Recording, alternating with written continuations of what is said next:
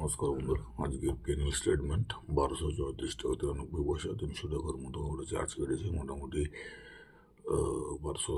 900 টাকার মতো আজকে এসেছে। সো এটা ঠিকঠাক নেই আজকে, তাই জন্য স্ট্যাটাস দিতে পারলাম না, অনেকটু পরে দেরি হলো।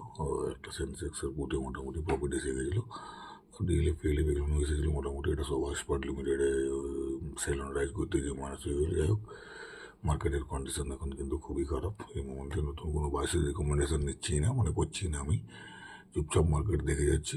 নতুন করে অ্যাড করার কোনো প্রশ্নই নেই, কারণ এই জায়গা থেকে মার্কেট কোন দিকে যাবে বোঝাই যাচ্ছে না। আর ওই সেন্সেক্স নিয়েই কাজ করবো ভাবছি, যে টুকটাক কিছু আসে।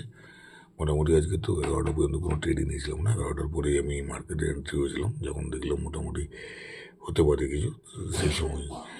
আর অন্যান্য সব কিছু এখন অ্যাভয়েড করে যাওয়াই উচিত, অন্তত আমি করে যাচ্ছি।